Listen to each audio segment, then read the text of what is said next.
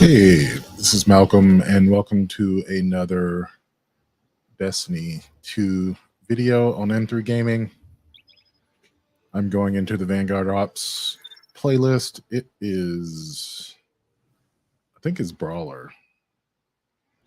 And what I'm trying out is just a different exotic other than Syntheseps, which I think Syntheseps is just probably better for damage, but I don't play it that aggressively. I'm playing with a Wishender, and I think I'm going to switch to the Scout after that. Let's see what bounties I have. Void, linear fusion, yeah.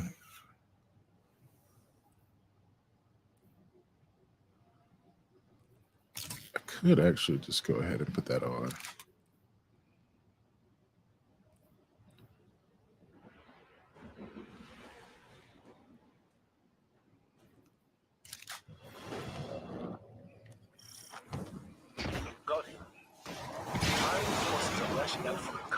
So one of the things I'm trying out on the Aeon safes is the Sector Force. Since there are two mods on the basically there are two mods on the seasonal artifact and one fragment in the Strand subclass or that reward precision hits. So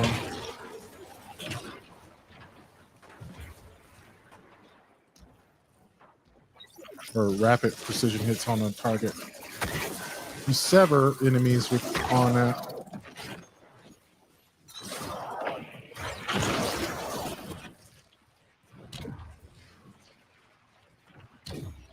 Plus, I've never really thought that we needed all of that much extra damage from Syntheseps. Of course, this guy is just going ham, but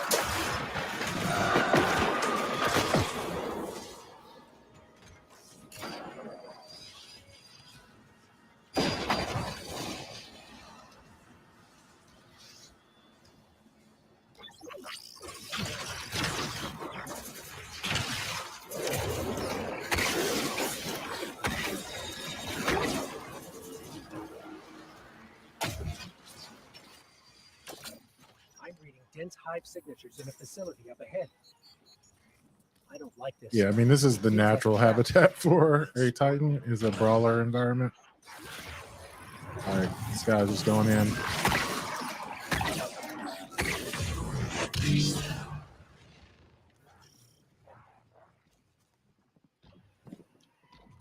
Kind of frustrating if you're trying to get a bunch of kills, but in my case, I'm also have the goal of getting more flawless strikes. So like having someone just absolutely destroy everything for you definitely helps towards that goal.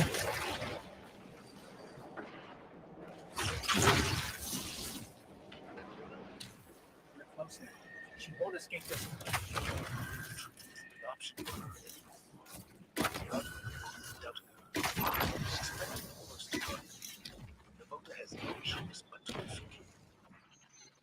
Energy signature. That's her. That's Navota.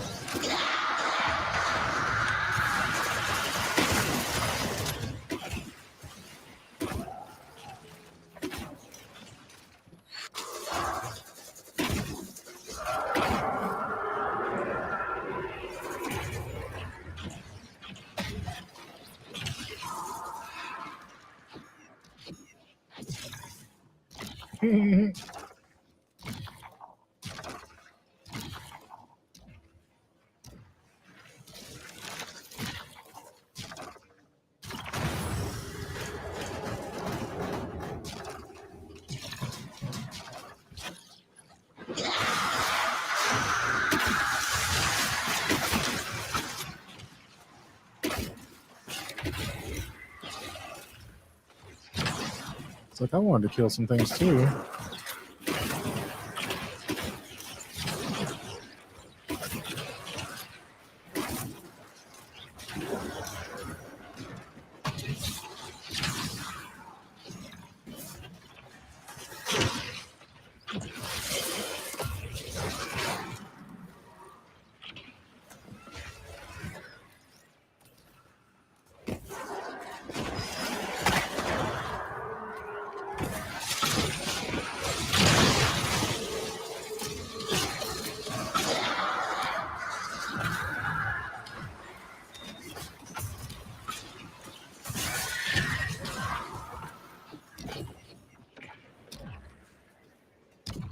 Did they just kill her? There's like another damage phase. Happy to send the message, Commander. Excellent work. Return to the tower.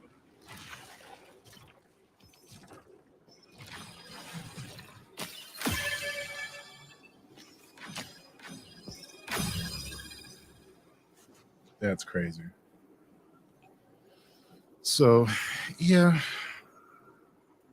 it's pretty whack in some ways. He just kept going.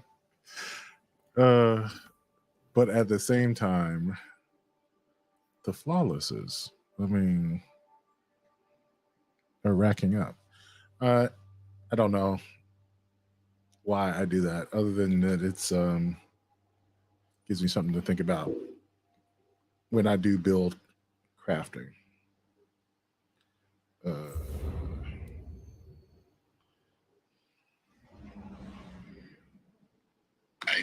so if you're having... All right, I'm going to get into the Bulwark podcast, thinking about politics and what's going on in the House. I'm going to maybe rewind this a little bit.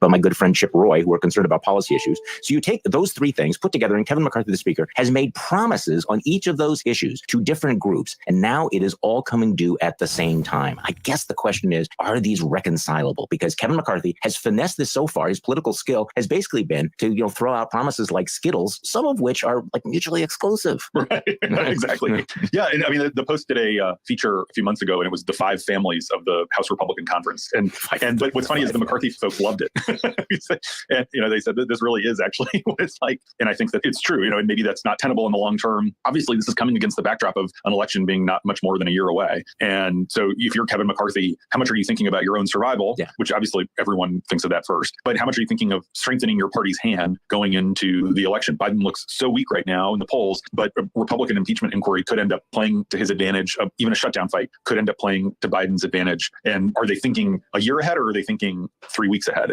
And that I don't know. This is where it's counterintuitive, because normally I think it's a safe bet that nobody wants to be impeached. Impeachment inquiries are bad, sort of like indictments. And yet, in this sort of upside down political universe, Joe Biden could use a lifeline right now. And maybe this clown car impeachment inquiry could be exactly what he wants, because it's interesting. They're backing into this before they have any real evidence. I mean, and this is kind of the problem when Republicans are pressed. Well, what exactly is the hard evidence that would justify the impeachment of Joe Biden? The answer seems to be, well, that's why we have to have an inquiry to find the evidence that we don't have right now, which is generally not the way things have been done in the past.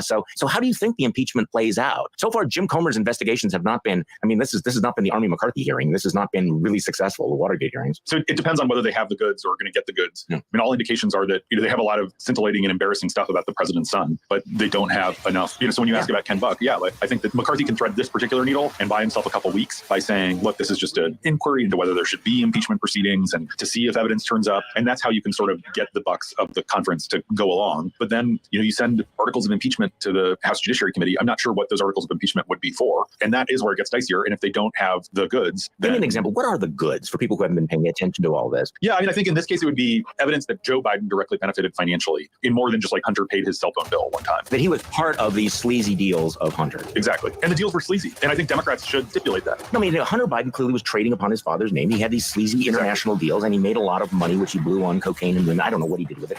But so far, there is nothing tying his father to that. And so that's what they're desperately in search of, right? They're in search of that nexus, that transfer of cash from Hunter to dad. And so far, do we see any of that? Is there any evidence? We don't. There is some smoke, but we don't see any fire. And I do think that the Republicans, smart Republicans, of which there are a bunch in leadership and in staff, and once you start going down this road, it's dangerous. You know, it's like building a weapon you're going to want to use. It's hard to imagine what the off-ramp would be, because once you start the impeachment proceeding or the inquiry or whatever you're going to call it, it's impossible to imagine Comer or anyone else saying, oh, well, we didn't find the smoking gun. We're giving up. Yeah, he's innocent. He's exonerated. Yeah, I mean, So then you end up, you put it on some of your members where, you know, it's like, oh, it's so frustrating that the rhinos won't go along. And again, you know, I mentioned an election in a year. The Democrats' odds of winning the House next year are higher than their odds of holding the Senate. And the presidential election is going to be decided by moderate suburban Republicans in 4 states, and control of the House is going to be decided by moderate suburban Republicans in California and New York. And the members who represent those districts are going to have really tough votes. And so, you know, one of the jobs of the speaker is to protect those frontline members, whether they're a Republican or a Democrat. And because McCarthy has such a small majority, he really is caught in this really tough place where he has to protect his frontliners, but also placate the Marjorie Taylor Greens, you know, who, as you noted in your newsletter today,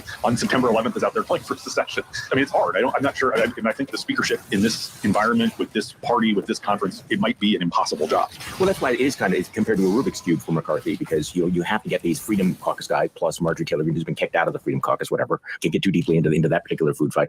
He's got to keep the hardliners in line. But by doing that, he puts the 10, 12 members in swing districts very much at risk. I mean, there were a number of districts that elected Republicans but voted for Joe Biden. And many of those moderates are saying, please do not make us walk the plank on these crazy issues. Do not force us as a litmus test vote. But I can certainly conceive the impeachment of Joe Biden vote coming up. And any Republican that votes no is going to be tagged a rhino, is going to be targeted for primary, and may have the same fate as Republicans that voted to impeach Donald Trump. I mean, it will be that much of a test. And for many of those congressmen from the swing districts, I mean, this is like putting a gun to their heads. Yeah, it is. One of the things that makes this Congress different than other Congresses is that traditionally the House passes tons and tons of show bills that they know will never go anywhere in the Senate, but it's sort of to put points on the board, and so people can say they voted for this and that. And there have been relatively few sort of show bills, and it is because on some of the conservative policy priorities, McCarthy doesn't want to make the really tentative members to walk that plank. Let's move on to something else. I need you to explain to me the Elon Musk, Walter Isaacson story. Now, for people who are just tuning into this particular story, Walter Isaacson is an immensely prestigious author. He's written the biography of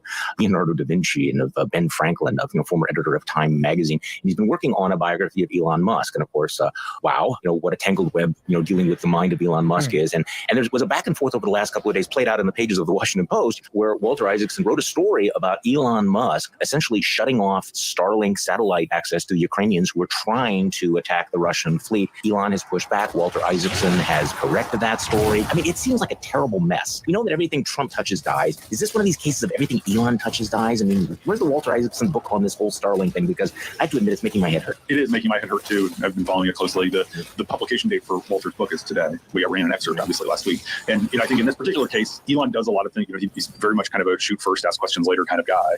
I don't think he consults his lawyers as much as someone normally would. I think that's apparent, yeah. Or consult anyone at some point. I mean, he strikes me as the kind of guy that wakes up at 3 o'clock in the morning and like, I am a genius and I have this brilliant idea. I had this dream. I'm just going to not call it Twitter anymore. I'm going to call it X. And by 4 o'clock, it's X, right? I mean, and he only surrounds himself with people who will kind of allow him to do that. And people who, don't validate those kinds of crazy ideas or tell him that they're genius, he quickly pushes out of his orbit. And I think it's a cautionary tale for those of us who don't have $1 billion, that it's good to have people who are willing to tell you when your ideas are stupid. That, by the way, in and of itself is valuable. Okay, let's go back to this. So did Elon Musk fuck over the Ukrainians in order to appease Vladimir Putin, or because he was genuinely afraid that if the Ukrainians used the drones to attack the Russian fleet, that it would lead to some nuclear holocaust? Did that actually happen? Because now Walter Isaacson is walking that story back, and there's a version 1.0, and now there's a version 2.0. Can you explain that to me? Yeah, so the version 1.0 is Elon Musk found out that the Ukrainians were going to attack the Russian fleet in Crimea and shut down access to his internet platform that they're depending on for targeting and a lot of other things. And that thwarted what could have been a major coup in the war and really turned the tide in favor of the Ukrainians. The version 2.0 is Starlink was equipped to cover basically the wartime boundaries of Ukraine, and that it wasn't covering Crimea. And so Musk would have had to extend the service to allow the the Ukrainians to invade. Turn on something that was not done. Exactly. And so, Okay, I mean, all right. I think that this is like where I don't have any insight into it, reported insight, but Musk clearly does have a coterie of public relations advisors and lawyers who are, I think, in his ear saying, this explanation protects you from congressional investigations and other problems. I mean, he ultimately is, it's insane to believe, but Musk is a huge government contractor. Which raises all kinds of questions, doesn't it? It does, which are legitimate and should still be asked. Exactly. And I do think, this should be bipartisan. Congress should look into this and get to the bottom of it. And also the Ukrainians shouldn't be depending on the whims of this boy genius, who wakes up at 3 a.m. with these silly ideas, as you know correctly, for their national defense when they're facing an existential attack. I do think that there are lots and lots of questions we don't know the answers to, but it does seem like Musk basically did undercut the Ukrainians. On the other hand, to be fair, Musk gave the Ukrainians Starlink in the first place when he didn't have to. But that's the thing about the largesse of billionaires. What they give it, they can take it away. I mean, you're calling Eugene Robinson, I'm just looking at the headline here, raises the really large fundamental question that Elon Musk should not be calling the shots on how Ukraine fights or any other ally of the United States. It's one thing to say, okay, Elon Musk is screwing up Twitter and he's created this cesspool of anti-Semitism and hate speech and all of that. That is bad enough. But here we have a major government contractor who feels somehow entitled to make major decisions of life and death, foreign policy, war and peace. And wow, that just doesn't seem like a good idea. It doesn't. And let me add, when we're talking about Russia, Musk has had conversations with senior Russian officials and all that. I mean, the thing that actually should alarm us more than Russia, in addition to, is China, where Musk really has played nice with the Chinese Communist Party and, is knee deep in construction in China and trying to do business in China and is totally very much caught up in the CCP. And I think that should be really alarming that this guy has such business interests. If you are a United States senator right now or a member of Congress, wouldn't this be like the most urgent thing to have a public hearing about? Is Elon Musk in the position to do anything to kneecap U.S. defenses against, say, China because of his conflict of interest? Why have we given him this kind of access? Or how much power does he have to do that? I would just like the answer to that. Maybe the answer is no, he can't shut off our satellites because the Chinese called him up and say, you can't build Teslas here anymore unless you shut off the satellites that are protecting the United States. Maybe that doesn't happen, but maybe it does. Also, I think the question I would ask is how can we, whatever dependency we have, however bad it is as a country on Elon Musk, how do we get rid of it? How do we stop it? How do we backfill it? How do we zero it out? Are there reliable defense contractors that we can partner with? Those are the questions that I'd be asking if I was a senator. Okay, totally switching gears now. I want to get your take on this controversy involving the Democratic governor of New Mexico, Governor Michelle Lujan Grisham, who just issued an edict temporarily banning the carrying of firearms in Albuquerque. Let me just read you this story. I think this is from CNN. New Mexico Governor Michelle Lujan Grisham signed an emergency order banning both open and concealed firearms in Albuquerque and surrounding county on Friday, setting off a stream of backlash and legal challenges. The ban is part of a public health emergency declaration over gun violence and drug abuse. The Democratic governor cited the killings of a 13-year-old girl and an 11-year-old boy, as well as 2 mass shootings in the state in May in her declaration. So this is a 30-day suspension of open and concealed carry laws. So your take on that, you kind of understand where she's coming from on all of this, but it is kind of breathtaking to issue an edict wiping out all Second Amendment rights. And of course, the backlash is national and local sheriffs saying they're not going to enforce it. A lot of gun rights advocates saying, see, we told you they were going to suspend the Second Amendment, and she just freaking did it. It is breathtakingly unconstitutional. It is a gimmick that will be struck down in court, should be struck down in court. And it is exactly the wrong approach for lots of reasons. Again, you can be sympathetic to gun violence, horrifying those cases, but we're seeing this rollback of public health emergency powers in lots of places because there was overreach during COVID and there were too many restrictions. And if we could do it over again, I think even a lot of Democrats would say, maybe we shouldn't have forced churches to close and that kind of thing. But now these emergency powers are being rolled back because they're being abused in this way. And I think for all of us who spoke out against Donald Trump using emergency powers to divert money that Congress wouldn't appropriate to build the wall, this is a similar illustration of a politician, mostly for show, kind of invoking these executive authorities that she doesn't have to do something that is extra constitutional. I was heartened to see Ted Lieu, the Democratic congressman from California, speak out against it. I was going to mention that. Very liberal. Yeah, very liberal member. And even David Hogg, who was at Parkland and I think runs the group March for Our Lives, big liberal gun control group. He also said this isn't the way to go about it, which I was heartened to see because I just don't want us to get to a place where governors are trying to one-up each other in ignoring the Constitution to pursue their agenda, whatever that is, whether that's going after undocumented immigrants or guns or climate change or there's so many ways you can say, oh, there's an emergency. I'm going to claim all these powers that I don't have. And it is just so, as an American, kind of repulsive to the whole system of government. You cannot just do what Governor Grisham did. And the thing is, she clearly knows better, but this is just to try to raise her profile. Remember, she wanted to be vice president to Biden, didn't hold up in vetting, wanted to be HHS secretary, got passed over for Javier Becerra. And I think this is an example of the Peter principle of someone who, probably belongs in the House, not as governor. Well, your point about, the outrage about Donald Trump calling for terminating the Constitution, and then you have a governor who basically says, yes, I'm going to be terminating these constitutional rights it's because I think I have the power, you're right, she's going to get slapped down. I'm really surprised by things on social media, but when Ted Lieu, who's a very liberal Democrat, came out and said, hey, really, you can't do this, I thought that was kind of an interesting tell. All right, I want to get to presidential politics in just a moment, but something else that hasn't been on my radar screen that is really immensely important, and you've been watching closely, these upcoming legislative elections in Virginia. You know, there's a lot of buzz, Glenn Youngkin possibly going to be a late entry into the presidential race, and he's made it clear that he's going to focus now on trying to flip the Virginia legislature. And again, I understand people going, wait, this is one state, the legislature in one state, why is it so important? Well, tell me why it is so important, because it certainly is going to give you an indication of what the mood of the electorate is, which is kind of a leading indicator going into next year, isn't it? Yeah, it is. And there's a lot of things that will tell us. You know, Glenn Youngkin wins in Virginia by 2 points a year after Biden wins by 10 points. And if you'll recall, you know, the potency of parents' rights, parents matter, the backlash to critical race theory, everything that was happening in Loudoun County relating to transgender issues and sexual assault, and Terry McAuliffe screwing up, by saying parents shouldn't get to say what is done in the classroom. And, there's a bunch of swing districts that are genuine swing districts, which is, increasingly rare in federal House races. But here, where there's a ton of districts with competitive state Senate and state House races where Joe Biden carried it, Glenn Youngkin carried it, and then a Democrat carried it for Congress in 2022.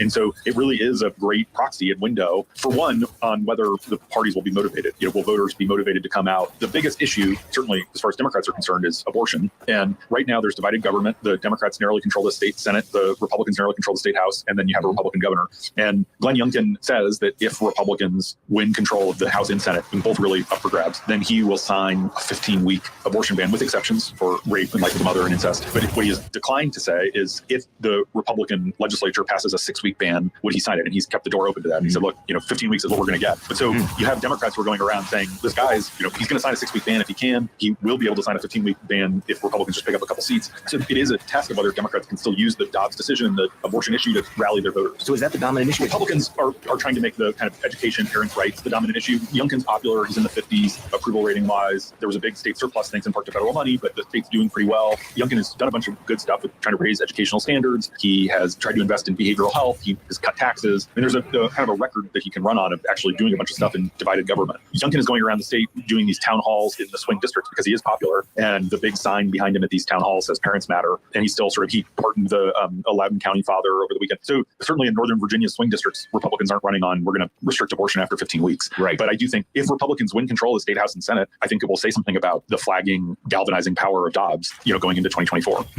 What are Democrats saying about this parental rights issue? They're saying, yeah, we want parental rights. You have a lot of Democrats in competitive races saying it was a mistake to keep the schools closed for so long. That was wrong. We shouldn't have mask mandates again. Parents should have a say over their schools. And so they have moved to a reasonable place on these issues. And I guess what Democrats are saying is now Republicans have gone too far, that this isn't just about school closures, that this is about book bans and culture war stuff. And in one of these swing districts in Loudoun County, in an open state Senate race, the Democrat is talking a lot about whenever the education stuff comes up, she responds by talking about school shootings and the need to deal with guns. So I guess that's part of their messaging too. Okay, well, speaking of culture wars, you had an item that was kind of eye-popping. I don't know who originally reported this, but at the Iowa game, where, of course, Trump was there and got loudly booed, and Ron DeSantis was there as well. I'm sure he got cheered and booed.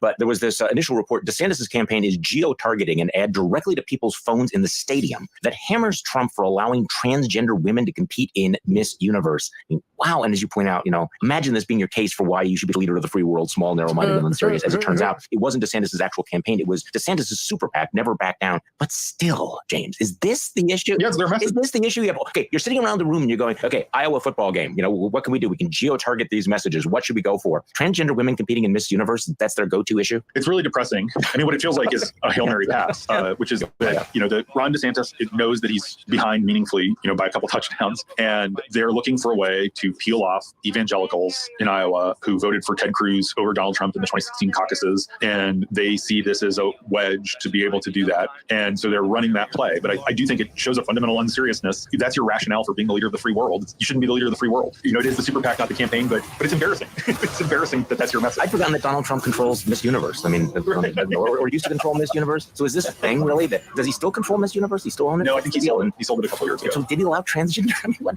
This is so weird. It's like, it is weird. I honestly, I don't know the facts here, so I don't want to say anything wrong, but okay. Yeah, I think this was something that happened a decade ago. It was one person or a guy. I don't know, so I don't want to speak out of school. But if the debate is over who has done more for trans rights or whatever, Trump did a lot during his presidency to undo stuff that the Obama administration had done. But the conversation should be bigger. If you're trying to stop Republicans from nominating Donald Trump, trying to out-Trump Trump is not the way to do it. You have to offer something different. This, I think it reflects sort of a strategy that clearly is not working. And it increasingly feels like, barring some actuarial issue, Trump's going to be the nominee. And so these are sort of gasps to to try and stop that. But it just feels like if this is what you're throwing against the wall and hoping it sticks, it's like you're not in a very good place, however many days out we are from the Iowa caucuses. We've talked before about this, the kind of the rocky marriage between Ron DeSantis and this super PAC run by Jeff Rowe. For people who want to, this is getting a little inside baseball here, but you have the campaign and then you have the super PAC, and the super PAC has all the money, but it's run by somebody differently. And under the law, they're not supposed to coordinate. They're not supposed to talk. So that's why they leaked that pre-debate memo that flew up in everybody's face. And there are multiple reports that Ron DeSantis is like,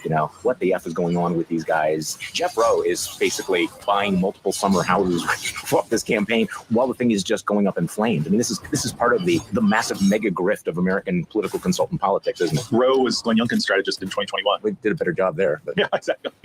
We were talking about embarrassing and trivial things. There are actually, we need to remind people, there are actually really, really important things that could get screwed up with all of this, performative politics, including in Washington, D.C. And, Kevin McCarthy's trying to figure out how not to shut the government down. But we have FEMA money for disaster aid. And as you've pointed out in the Washington Post, Congress is going to have to decide whether or not to reauthorize the FISA authorization that was passed after 9/11. So talk to me about that, because I know you've done a deep dive into that issue. I have, yeah. So the Section 702 was passed in 2008 on a bipartisan basis. And the idea was essentially to allow the government to conduct foreign surveillance, even if hypothetically like two Iranians are communicating over Gmail. In the old days, pre-2008, you can make an argument that because it was on American soil and it was going through American routers, that they were due some protections. And so this basically created a legal framework to allow the NSA to collect on foreign intelligence targets. The challenge is that inevitably, of course, Americans are communicating with foreigners who are under surveillance. And so there's sort of incidental collection of American communications, phone calls and emails when they're talking to people who are targets of foreign surveillance. And so the big question is, who should have access to that material? Should they need a warrant to have access to it? And the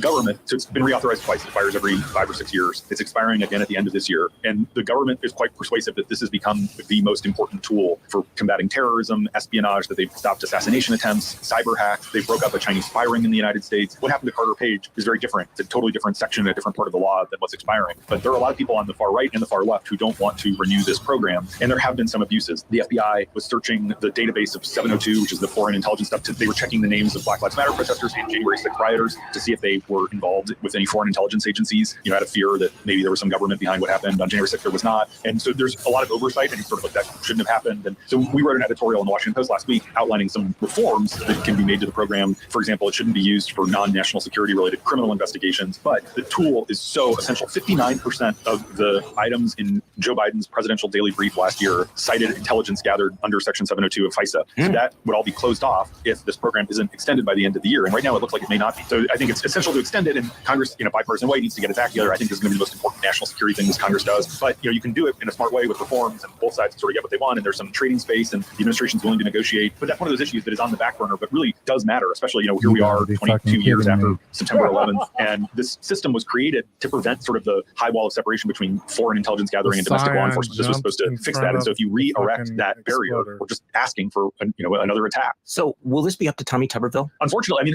they can bring it to the floor.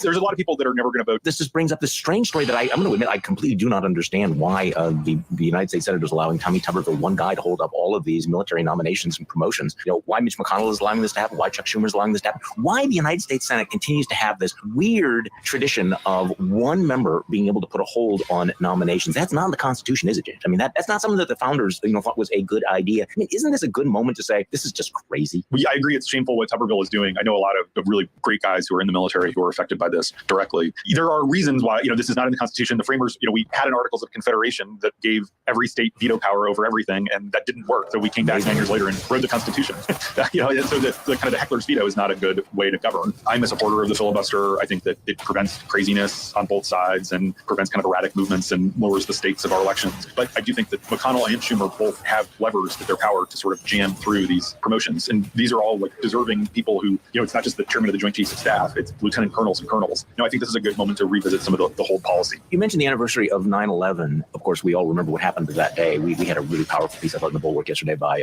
veteran Will Selber, who said we also need to remember what came after 9/11, all of the wars we fought, all of the casualties, the men and women who went to Iraq and went to Afghanistan, and all the fallout from all of that. And this is a good moment to look back. And we had two anniversaries. We, of course, have the 9/11 anniversary, and we have the anniversary of the pullout from Afghanistan. And you've been looking at the question of, okay, let's remember what happened in Afghanistan, including the state of women in Afghanistan, because that continues to haunt us, doesn't it? It does, and it should. And it's hard because it's much harder to report from Afghanistan now because the Taliban took over 2 years ago. And what happened at Abu Ghraib was terrible and sad. And I spoke out against pulling out of Afghanistan. I thought it was a bad idea. I think that's been vindicated. And the women who are left behind, it is like worse than the worst case scenario. They have done so much to suppress them, to keep them from learning. The Taliban, I never believed them. I don't think any serious person did. But the Taliban claimed this time was going to be different. It wasn't going to be like before. They were going to let women learn and work, and they have not. They banned contraception. They forced women out of schools. They've banned women most recently from visiting national parks. Some Dubai billionaire offered a bunch of 100 Afghan girls scholarships to come study in the UAE, and the girls boarded a private plane, and the Taliban, the Ministry of Virtue and Vice team, dragged the girls off the plane. I mean, they're treating half their population like animals, and it's unconscionable. And this is a reminder. And I understand the problems with Afghanistan and Iraq and all that, but the essential nature of American leadership, and there is a vacuum. The jungle does grow back. When America's not there, there were 4 million girls who were getting education because of a relatively small number of U.S. troops who were keeping the peace in Afghanistan. We had virtually no casualties the last few years up until the pullout. So it is a reminder 22 years after 9/11, after the bad taste in our mouth from Iraq, American leadership still matters and that it's essential. And this idea that the world will be okay without us is just plain wrong, especially as there are so many people like the Russians and the Chinese who are now making inroads into Afghanistan. And, China's getting mineral rights and various things. It is a tragedy on so many levels. Just because it's not in the newspapers or on the front pages doesn't mean we should be remembering those women left behind. The jungle does grow back. James Hohmann, editorial writer and columnist for the Washington Post. Thank you so much for joining us on the Bulwark Podcast today. Always a pleasure, Charlie. Great to be with you. Thank you. And thank you all for listening to today's Bulwark Podcast. I'm Charlie Sykes. We will be back tomorrow, and we'll do this all over again. The Bulwark Podcast is produced by Katie Cooper and engineered and edited by Jason Brown. That's an interesting topic. I don't know if I'm going to bring it up tomorrow, but I think I agree with the idea that the pullout from Afghanistan was a bad idea. But it's like it was a bad idea to go into Afghanistan also, right? Like it was never a good idea. But it's kind of like you can't relitigate the past, so you have to kind of deal with where you are. And so I feel like it was kind of a weaselly move, right? Like, because it's, people wanted to be out of Afghanistan, right? Like, I think politically, if you said, oh, I'm going to pull out of Afghanistan, that's a great idea. The reality of it, not so great. And that's why it took so long.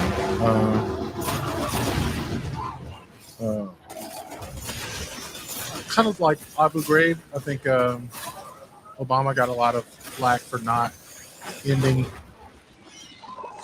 the military prison in Cuba. But what else are you going to do, right, with the people there? I think they're dealing with it now. It's just such a long.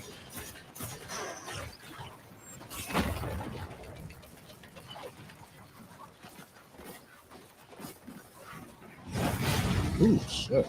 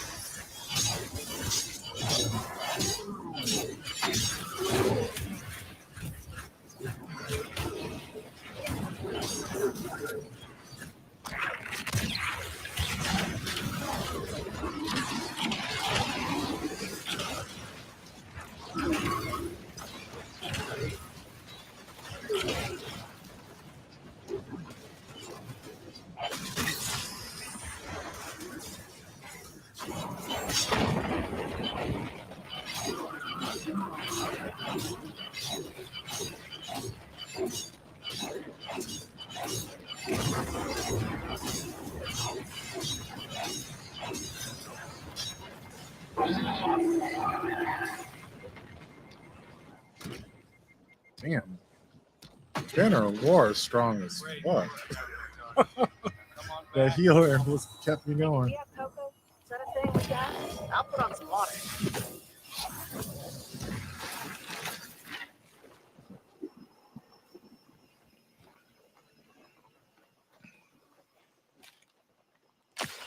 So I guess I started doing this thinking like, am I going to take this into a nightfall? If I'm going to do a nightfall, I should do it like right now.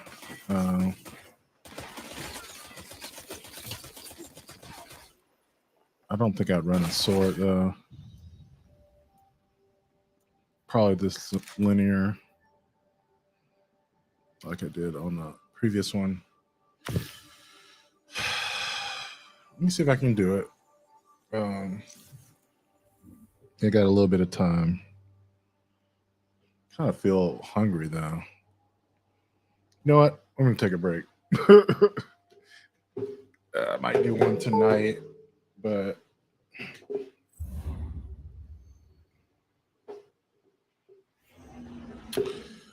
yeah. So get out of that. Join me tomorrow for the M3 Live broadcast that I am going to be hosting. I have some topics on relationships and situations that are complicated, where there's no really good answer. And, it usually is a stimulating conversation. Of course, we'll talk about the news, and I try to find things online that are making me happy. So I'm going to try to do some of that while I find something to eat. Thanks so much for joining me. I will catch you in the next one.